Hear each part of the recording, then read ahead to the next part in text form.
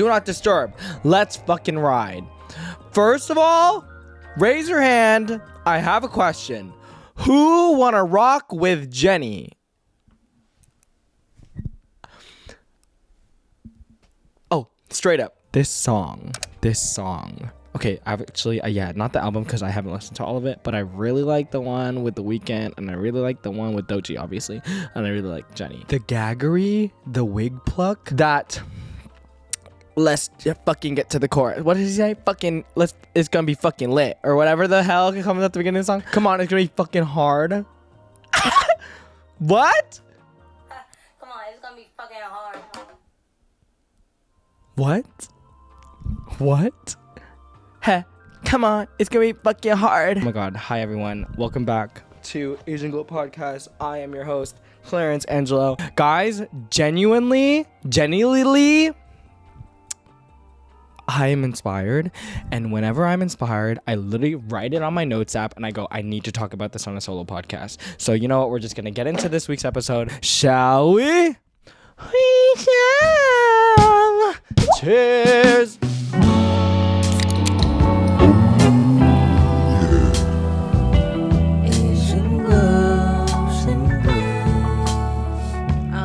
I think that's good.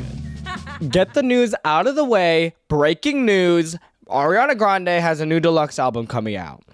And for those of you that are new to this cult, Ariana Grande's Eternal Sunshine was my 2024. It was unfortunately my 2024. Let's just say that. I related to the album. Oh, you like Ariana Grande? You like Ariana Grande's album?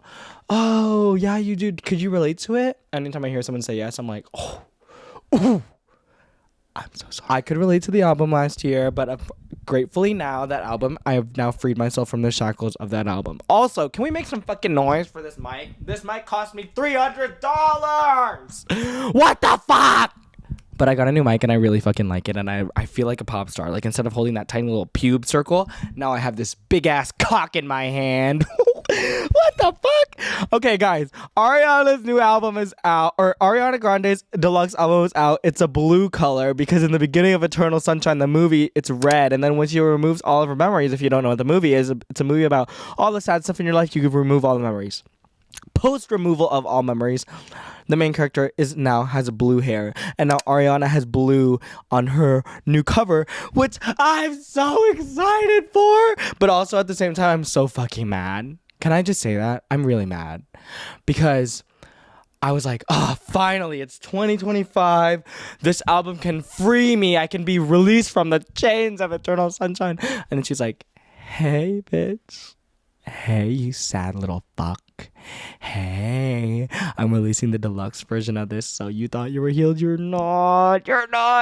But jokes aside, genuinely, if this album is like the healed version of herself, which I think this is what it is. On the cold and winter air, the mountain make a whiny. Hey.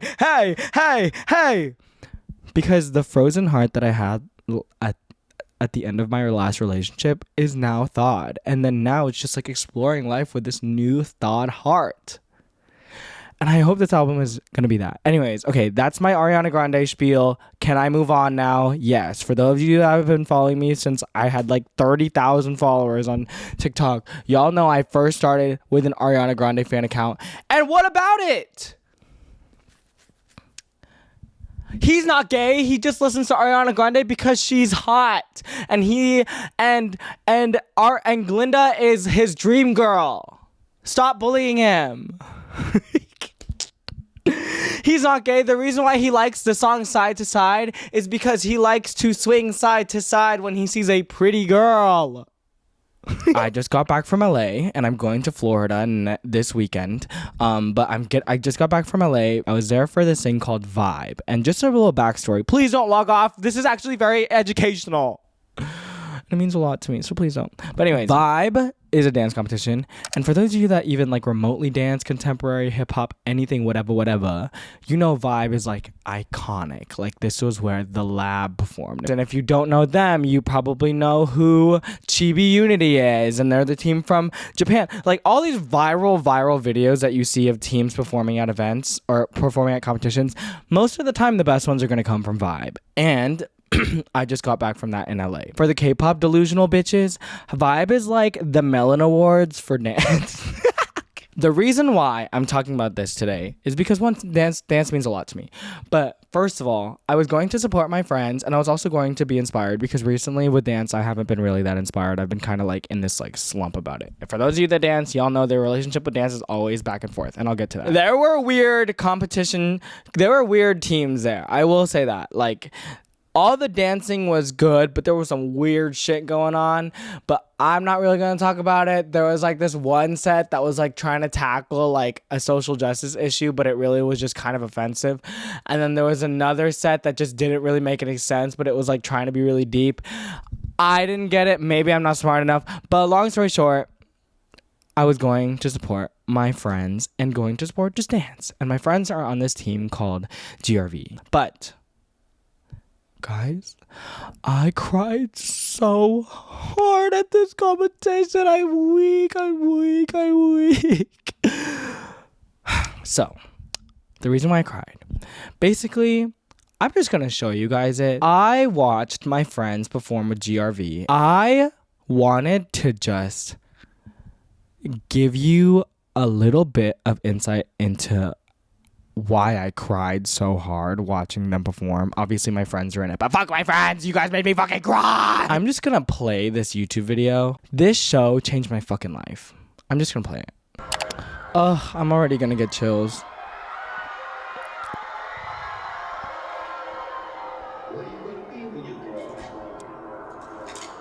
I'm already gonna cry. What do you want to be when you grow up? I want to be a dancer.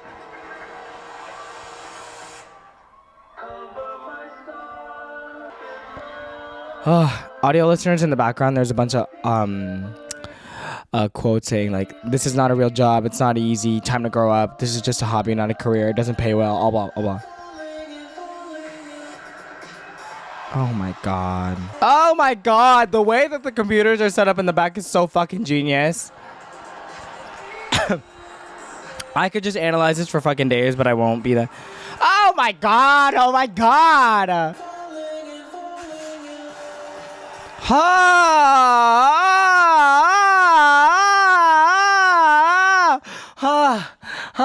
One thing about me, this fucking dichotomy poetic shit is gonna kill me every time. I remember seeing this section in person, and I genuinely was like already covered in tears. I was covered in fucking tears. Come on, work, bitch!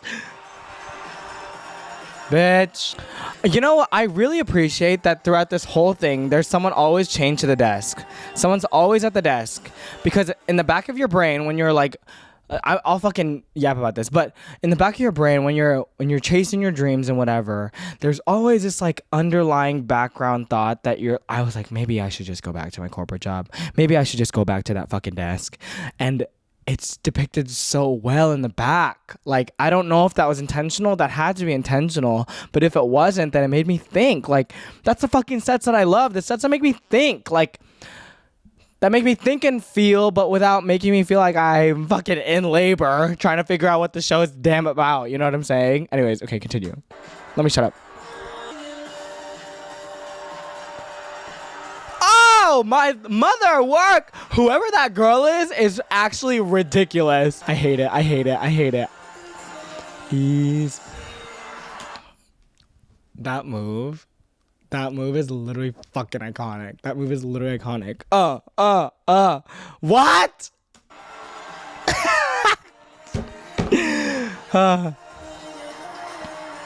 And this, at this point I was fucking crying, bitch. This is what it looked like. I was crying the whole damn time.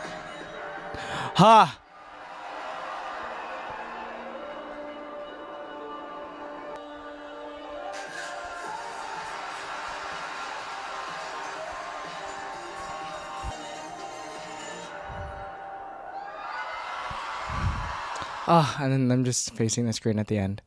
I literally got chills. I literally could not watch. I've never watched a set that made me feel like this in my life. I think maybe a close would be like Chibi Unity back then, but I usually am like really hype watching a show. This one I was hype, I was screaming, but while I was crying at the same fucking time. I could not explain it.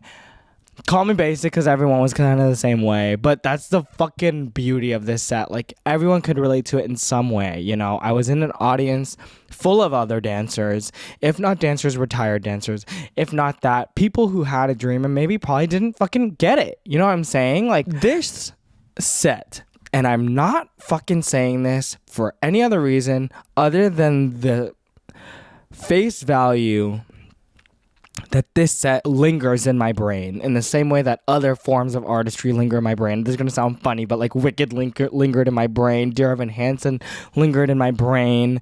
Eternal Sunshine, the album, lingered in my brain.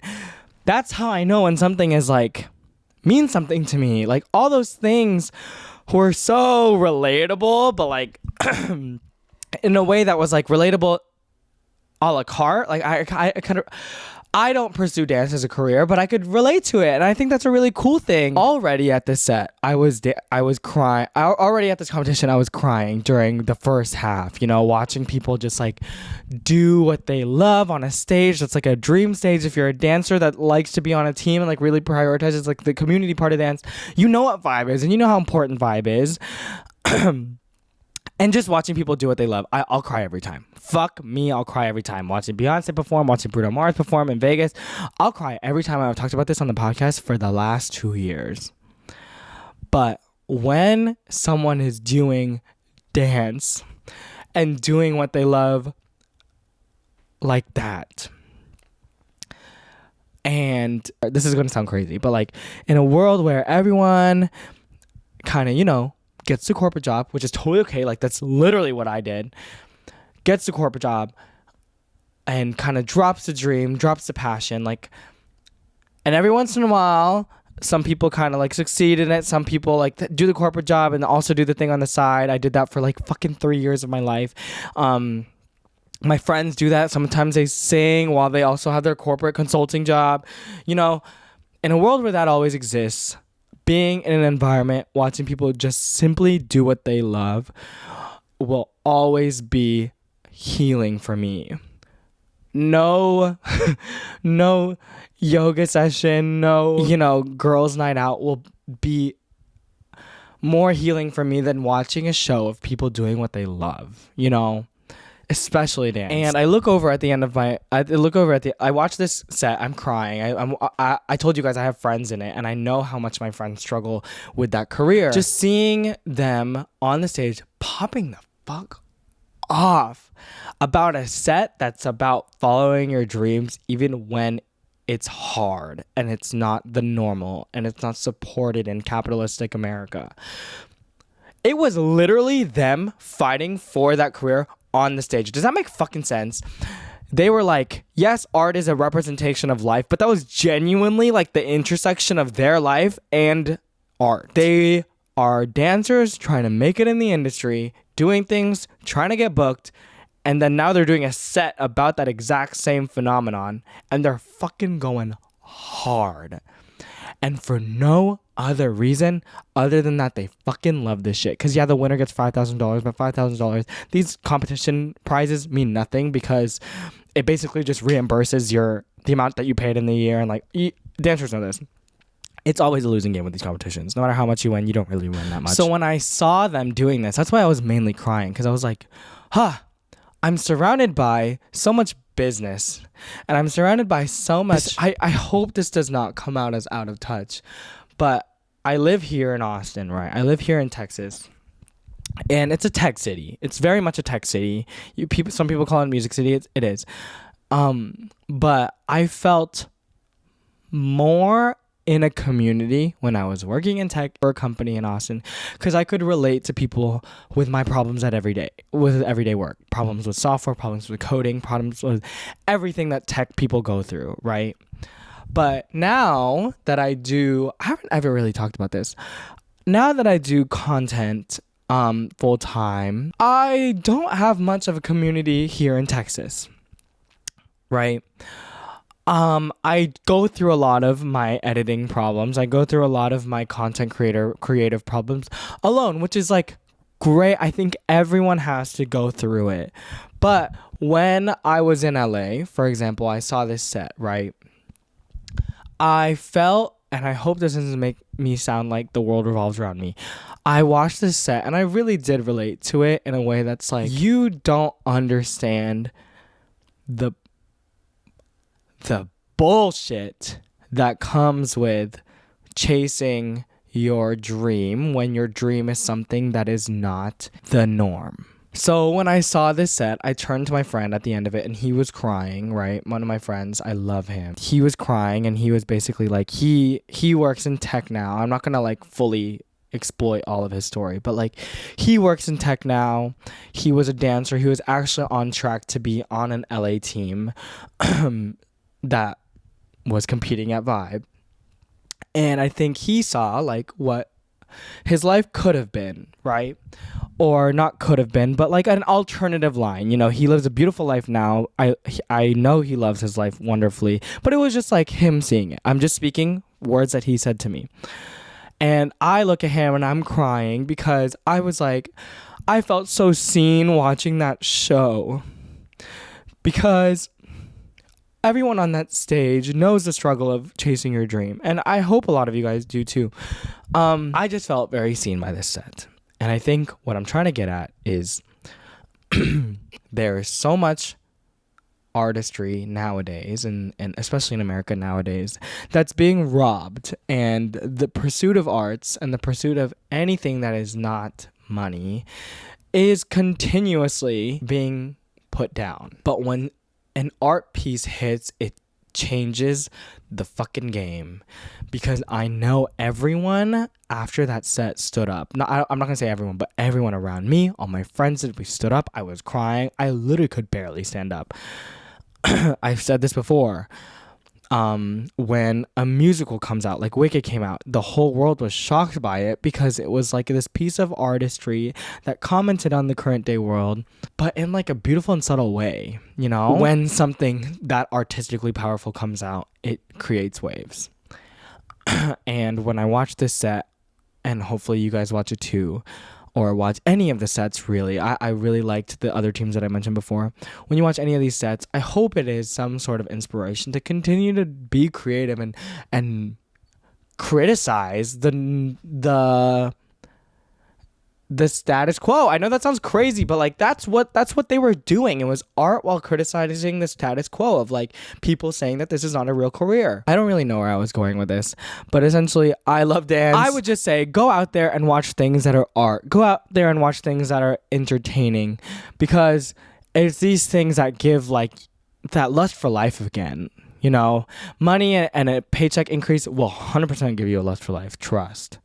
But when you see humans just being humans, you know, humans creating things because their brain thought of something and then they were like, let's just share this with the world, you know, whether that be dancing or a movie or these creative things are, I think, genuinely are the only reason, is the sole engine as to why I'm like continuing to love life, you know? I wouldn't say be alive. I don't know if that's my source of life, but it is it's my source of it's my sustainable source of life, I will say. You know, it keeps me inspired, keeps me locked in with the community, keeps me thinking about the world, and keeps me just like in love with all the colorful things of life. You know what I'm saying? Anyways. Okay. Now that all that's out of the way, oh my god, I feel like I can't handle an episode without fucking crying. I didn't cry. I'm not weak. So I went to LA, right? I actually went to LA this time around with my dance team. A lot of people, or not all my dance team, but a lot of people who are on my dance team. I was dancing with them. We were taking classes. And genuinely, I'm going to talk about dance even more. You know what? This is going to be the dance episode. I don't know if you guys even fucking know. I took a dance class and I got absolutely cooked. I took 3 dance classes. I got cooked in 2 out of the 3 of them. LA is hard. I got cooked. To the point where, and I think every dancer is going to be able to relate, but like, I was like, I fucking suck. I genuinely was like, I suck. I suck. I was like, oh my God, I suck so bad. I suck. That class bent me over and made me suck it. I did so bad. I haven't like just fucked a choreo in so long. Like genuinely screwed up a choreo in so long. And I took a class and genuinely forgot like the last 6 seconds of the entire choreography. I couldn't tell you what happened. I was beating myself up for days. And it's still kind of like kicking in my brain that I did that bad in front of like all these really good dancers. I was like so cooked. It was so bad. Okay, what was I going to talk about again? All that being said, I've thought about it. I've journaled about it. And I've kind of like, I've had a lot of conversations with my friends about it. Again, I was traveling with my dance team and I had a lot of conversations about them about it. I was like, oh my God, I did so fucking bad. And long story short, all my friends that I went to with dance were all on the same team here in Austin. Like, we're all just a bunch of self-conscious little bitches. We all think we suck. Like, we genuinely are like, wow. Like, every conversation I had was like, I'm self-conscious and I don't think I'm doing enough. And I honestly feel like I suck. And I honestly blah, blah, blah, blah, blah. Every single one was like, I suck. I'm self-conscious and I'll never be good. What the fuck? What the fuck are we doing as dancers? Putting hours on end for an 8-minute performance or a 6-minute performance or fucking hours on end for a 30-second routine. And we were just like, I suck. And I spent money on this. And my body hurts. What the fuck? I thought, because me and my friends always think about it, I was like, let me just talk about it with a podcast. Because I feel like, for what it seemed like, after meeting you guys like across the country and across the globe, it sounds like a lot of you guys are dancers too. Losers! You fucking broke ass bitch. You're spending money on a class that's not even gonna make you even better. I'm kidding. Spending money on classes and we're fucking up the combo. Damn it. Okay. I wanted to talk about a few of the things and the overall phenomenon or the feeling of feeling shit when you dance. Like, I feel like I'm just garbage. I should quit this shit. I feel like how there's feminine rage? This is like dancer rage coming out of me. And probably like this Alani that's like running through my veins right now. I literally have rehearsal in 2 hours. Fuck. Okay. The first thing that I want to talk about is feeling shit about dancing because of comparison. Dance and in the entertainment industry in general actually has, in my opinion, the most amount of idolization than any other industry. Literally, K-pop idols is a word, Idolization being like, there is someone in this industry that is the shit. There's a lot of people in this industry that are the shit. And I know this exists in tech too, like these CEOs or something. Like, this doctor is a really good surgeon, like whatever. But when I tell you guys, dance idols are like, everyone knows who they are. Like, to be that guy, there's so many of them. I can think of 1 million off the top of my head. So when there's a lot of idolization, there's a lot of comparison. Like, usually when you think of the person who's a really good dancer, you're like, damn, he's eaten. And you're like, I wish I could. I don't know if I'm speaking for myself, but it's like, I wish I could dance like that. A lot of people are like, damn, I wish I could dance like that. There's someone that I'm thinking of that I'm like, damn, I wish my textures were like that. It's always like that with dance, And I think that's great, supporting other dancers like that, right? But there's a line of support that can bleed into self-deprecation. Like, they are good, and then you can bleed into the I'll never be that good mindset, which is totally gonna feed into that I feel shit about dancing. I want you to think about, and maybe this applies to like non-dancers as well, I want you to think about why you idolize this person. Like, think of the person that you're like, wow, that person's a really good dancer. Wow, that person's really good at the field, right? For me, it's like, I like them because they are really good at this texture. But genuinely, I don't know this person. And the ones that I do idolize and I kind of know their character is kind of based off of social media and all of that. Okay, this is, by the way, this is aside from the dancers that you idolize that you know. Like, I have people that I idolize that are my friends. Think about genuinely why you like them. And it's mostly technical, right? All these things are technical. And I think when you idolize someone, I feel like you skip a lot of steps and then you're like, I can't ever dance like that. you know. I think of someone who dances really well and he dances for like Jungkook and all them. I'm like, I'll never be dancing like them. Hold up, slam the brakes. What specific qualities about them do I really like? You know, as a dancer, I would be like, okay, I really like the way that the chest moves when this person is doing choreography. Instead of self-deprecating where you're like, I'm never going to dance like them, start being like, okay, in my next class, or maybe right now, I'm going to get up, I'm going to learn a choreography right now from TikTok or K-pop, a music video, and I'm going to kind of incorporate that chest movement. And will it take you maybe a month? Will it take you maybe a week? Will it take you maybe 2 months to master that kind of movement? Absolutely. But you are a step closer than what you were, you know, thinking about when you were like, I'll never be able to dance like that. You know what I'm saying? That just food for thought.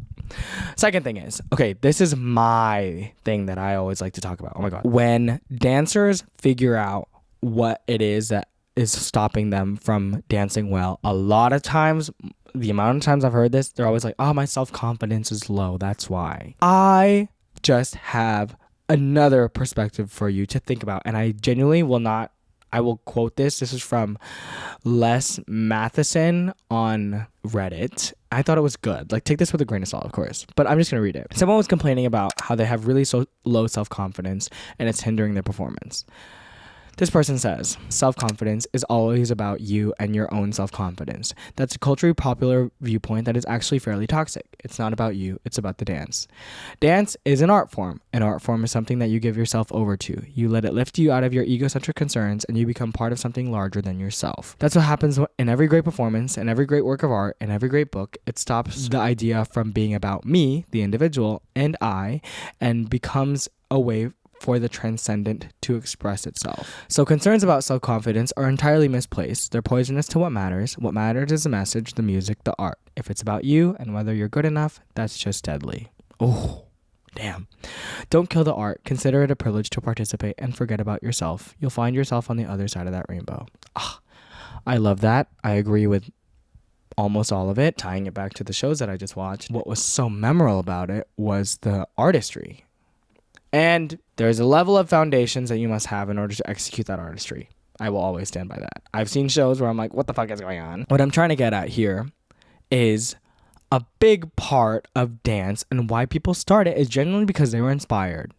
And if you are trying to get through dance and trying to become a better dancer and lose that aspect of it, then your foundation is straws. You just don't want to get to the end of your goal and be like, okay, I'm a really good dancer, but now no one feels anything. And I don't feel anything either because I haven't really prioritized that as a dancer, right? Just some questions to ask yourself as a dancer. I don't know. And I also, like, guys, I don't want this to come off as like, oh, he's talking about dance because he's the best dancer. No, I promise you, I do not think I'm that great. Hence why that's why I'm talking about it. Anyways, I guess I'll end with this. When you feel bad about dance, or when I feel bad, let me speak for myself here. When I feel bad about my dancing, I realize like it's really fucking painful, you know? Dance is my soul.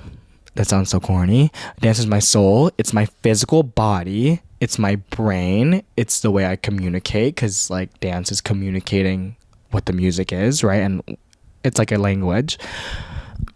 When you are not good at that, it's not like you messed up on a spreadsheet and it's like, I'm not good at this technical skill. It's like, hey, your soul, your brain, your the way you communicate you feel like they're all lackluster. And it's like, oh, you didn't really do that great at fixing this problem, and you're ugly, and you piss me off, and honestly, I don't think anyone thinks you're that attractive. It's like, That's how it feels like in my brain. If there's any comfort, when you are really hurt about dance and like you feel really bad about it, it's at least some sort of sign that you love it, right? And on top of that, you are not alone in feeling like that. I'm right there with you. I know a bunch of people who are right there with you as well. And I feel like once you recognize like a lot of people feel that way, it can help you get past it faster. Like, it's not normalizing it, but it's at least making it like, okay, this is not an experience unique to me.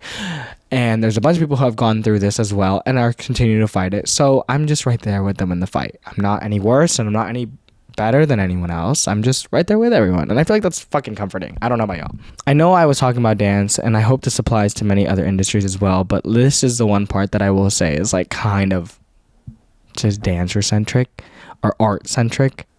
No one gets dance and working months for a 5-minute set, working years for a set, or it reminds me of marching band, like working fucking a whole season for like an 8-minute show.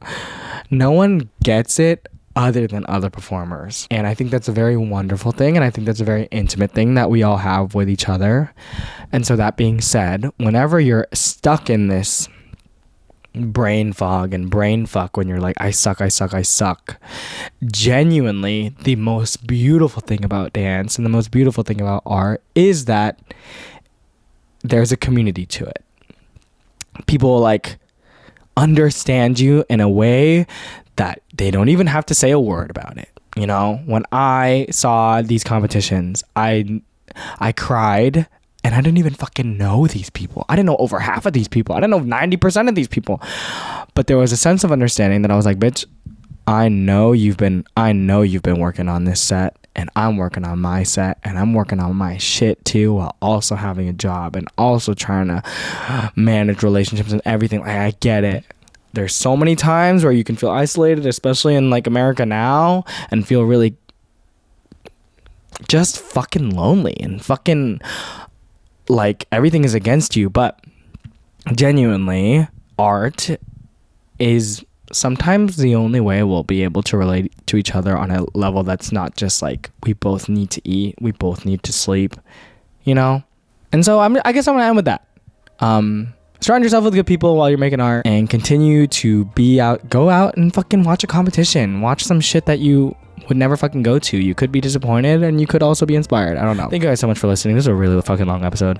I really appreciate you guys. So if you've been listening to the podcast for a while, please consider subscribing. We have memberships now available on YouTube, so it's 99 cents a month, which just helps us make this a lot more sustainable. And by doing that 99 cents, you can like play games with us, you can interact with us. Thank you, Glow Gang, for supporting me always. This is a dream. And I hope you don't give up on yours. I want to say bye like I normally do. I respect the language. Isa, dalawa, tatlo. Ingat. Bye, guys. Guess I needed